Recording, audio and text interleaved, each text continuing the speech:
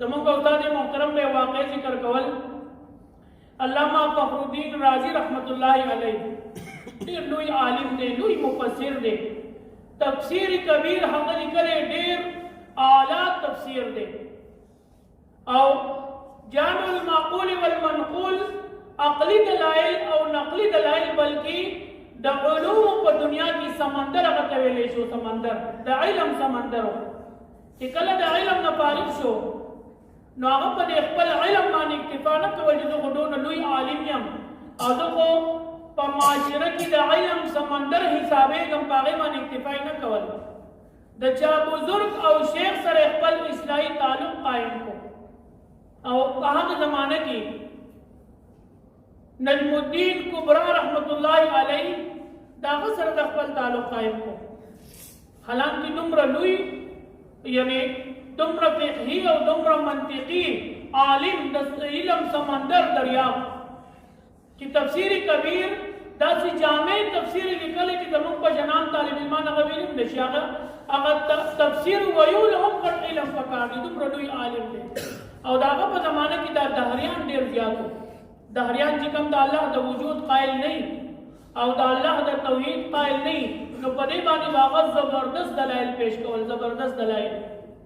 چې کله د مرګ وخت راغی نو د مرګ په وخت کې دا شیطان د ده سره مناظره شروع کړه دا علامہ فخر الدین رازی رحمت الله علیه سره دا الله د وجود په سلسله کې دا غنه دلایل غوښتل وي تو څنګه قائل چې الله جل شانه موجود دی امام فخر الدین رازی رحمت الله علیه بالکل د نزاع وخت د ځنکدن وخت او د شیطان کوشش دا و چې بس په اخر کې دوکه کوم بس دا د ما د پر کافی ده په زندګۍ کې خو مې پیوس رانه نه خو په اخر موقع کې داغه د گمراه کولو او د بیلاری کولو لپاره کوشش شروع کړ چې کله کېناستو مناظره د شیطان سره د امام رازی رحمت الله علیه شروع شو وې ته د الله د وجود قائل څه دلیل عقلی راته پیش کا او دا خو د عقلیات او عقلی دلایل سمندر حسابېدو امام رازی رحمت الله علیه د الله د وجود یو دلیل پیش کو هغه شیطان دا غي جواب ورکو هغه ناکام شو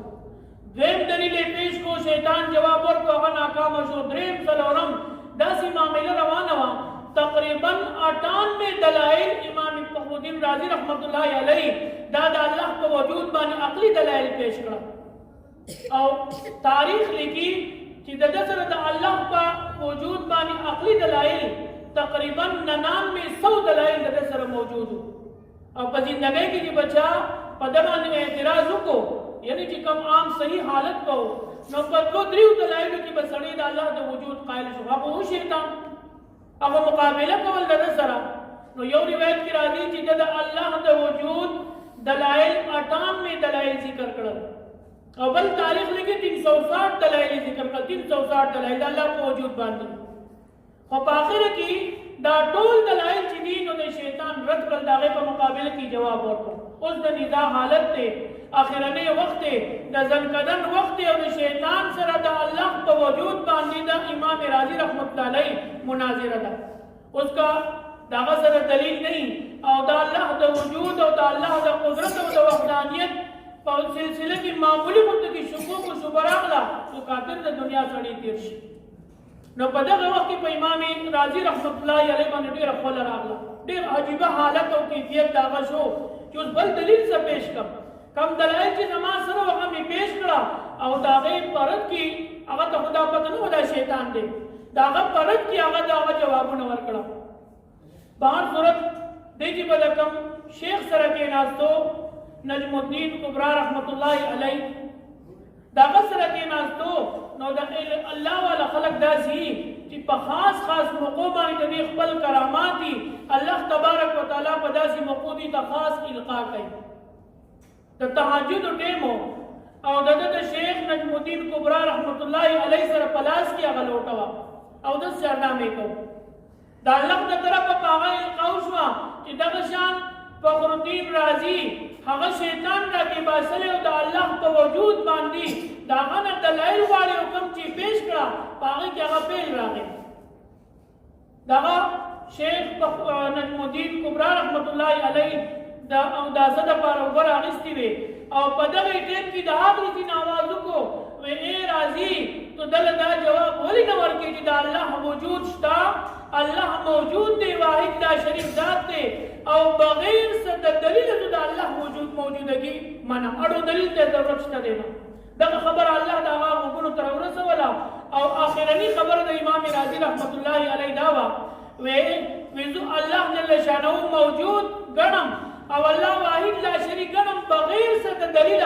اړو د الله وجود د پاره دلیل ته اړو ضرورت شته دی دا دغه وینا او دغه روح د دنیا نه لاړو دا دغه اخرنی خبر زما عزتمند ورته می دا کوو چې د شیطان حمله همیشه په داسې موقع باندې وي چې کله اخرنی خاتمه یو د خاتمه ګډوډه کی اوس کله یو سړی ناسته او د یو سړی تعلق د نیکانو خلکو سره وي چې د مرګ په وخت کې د رجحان د نیک اعمال طرف ته لاړ شي چې د یو سړی د مرګ په وخت کې توجه رجحان منځ طرف ته لاړ شي